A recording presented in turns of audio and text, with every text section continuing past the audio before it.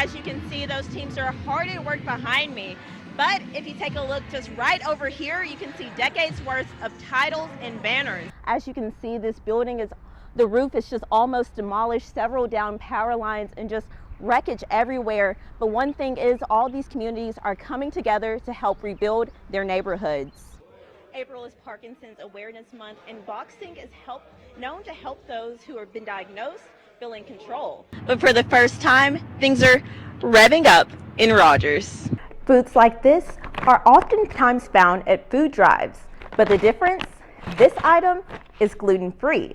And ahead of spring break, travel to XNA is taking off. That new number is just 3 digits, 988. And campus officials say dialing that number could help save lives. As you can see, this building the roof is just almost demolished, several down power lines, and just wreckage everywhere. But one thing is, all these communities are coming together to help rebuild their neighborhoods. A 32-mile tornado tearing through cities spanning from Little Rock. We have several homes that just don't exist anymore. To Jacksonville. It's not just trees falling on your roof damage, it's roofs are gone, it's people don't have cribs anymore, clothes anymore, diapers, every bare essential that you can think of. Leaving homes and businesses unrecognizable. They're sitting in the rubble trying to assess everything right now. In the middle of an uprooted community, neighbors and city officials come together to help one another and offer some relief. This is our community. It's going to be rebuilt, and we're going to be reshaped as a result of it. The amount of outreach and support is overwhelming resource centers. Could not find a place to volunteer today. Everybody was full. The first place that I went said that they didn't need any more volunteers, so I came here and they were full, but they could still use me. In Little Rock Community Centers, FEMA, and the National Guard all join forces to help. The bottom line is that all of this is trying to serve the city in the most effective way possible. Across the river in Jacksonville, community members are doing whatever they can to help. But hopefully we can help them to just have a little bit of sunshine on this cloudy day. Despite bracing for tomorrow's storm, Even if it's not as bad as it was this weekend, it's gonna feel worse because we don't have roofs on our houses. We don't have the food and shelter that we need. neighbors continue to look out for one another. Sure, your neighbors who don't have power know that the storm is coming, because if they haven't seen it on social media, they don't know. They don't have the news. I mean, we've got to work together as a family. Now, several of those community members that I spoke with today said they're willing to stick it out for as long as that takes, whether it's weeks, months, or even years. They say they just want the community to be back to where it was. Reporting live in Little Rock for UATV, I'm Lakyra Banks. Thanks, Sydney. As you can see, those teams are hard at work behind me. But if you take a look just right over here, you can see decades worth of titles and banners. But the hard work doesn't just stop there, as they prepare to take on some of the top teams from all across the world.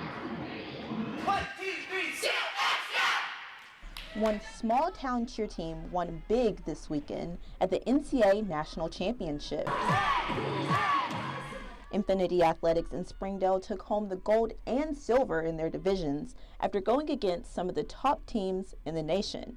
Something one coach says is no small feat. But to go and to be represented in first place against some of the biggest known gyms in the nation is such an incredible accomplishment for our coaches and athletes. While the gym celebrates adding to their collection, Coach Tyler says now it's back to the drawing board. After NCAA, it doesn't stop there. We're back in the gym and we're pressing hard. Next month, the teams will be competing on the global scale, going against some of the top-ranked teams in the world. Cheerleader Gracie Bailey says the preparation can be draining. Every day in the gym, plus school, and then coach 2 teams. On 2 teams, back and forth, just a lot.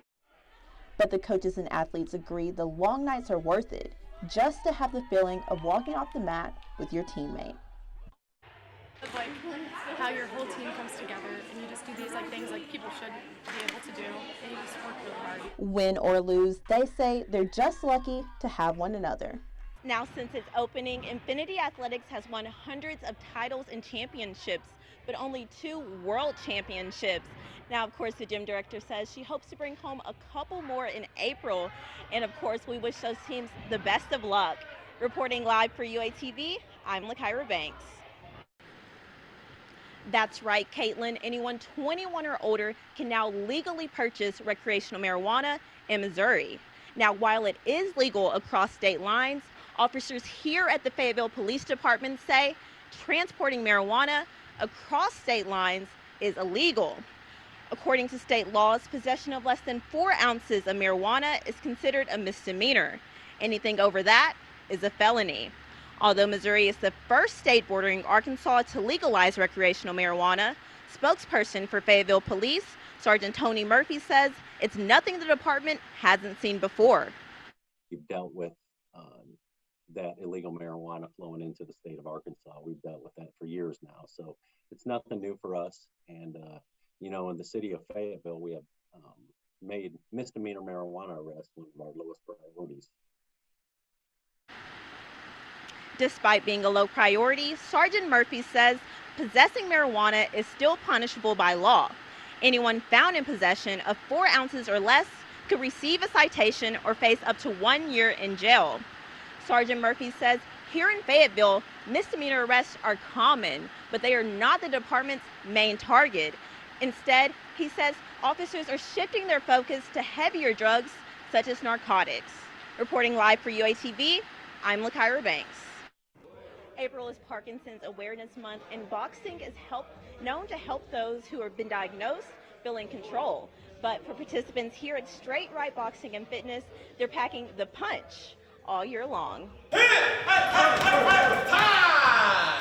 Through each jab and every punch, it's a fight for their lives. And I asked my doctor about it, and he said it certainly wouldn't hurt to try. A fight for their future. The longer I'll be around and healthy. And a fight just to feel better. It really does make a big difference. For a group of participants at Straight Right Boxing and Fitness, they're all fighting the same opponent, beating their diagnosis. All share the same problem, Parkinson's. According to a study from the Parkinson's Foundation, walking, yoga, dance, and weight training have been found to have a positive effect on Parkinson's symptoms. But boxing is the symptom they've decided to throw in the ring. The difference between, you know, maybe a medication or maybe something that it works when you take it and it wears off. Boxing is with you all the time. As long as you keep doing it, it's always with you. With the growing benefits of boxing training, Coach Bernard says it's no wonder more than 5 million Americans are strapping on gloves in the fight against Parkinson's. There's nothing that can really get people back into the quality of life that they had before they had their diagnosis better than boxing can. It's the thing that does it. It's the equalizer. It's the thing that brings everybody back and allows them to maybe stave off the disease for a little bit. But the participants say it's not just the boxing. You dread it. Once you get here, you enjoy it. But you say, oh man, can I make another hour today of boxing? And they say even when times get tough, I need it all right here. You get to recover on the rest. They know that I'm going to work the crap out of them. They know that I'm going to make them sweat. It's the community that keeps them coming back. all have the same common disease. All of us different. Parkinson's is very different for each person. If you're diagnosed with something like Parkinson's and you're alone dealing with it, you can fall down into a hole. And I think that this class has picked some of those people up out of that hole just from having people around them that are going through what they're going through. Now, those Parkinson boxing classes happen twice a week on Mondays and Wednesdays. For the last time, reporting live for UATV, I'm Lakyra Banks.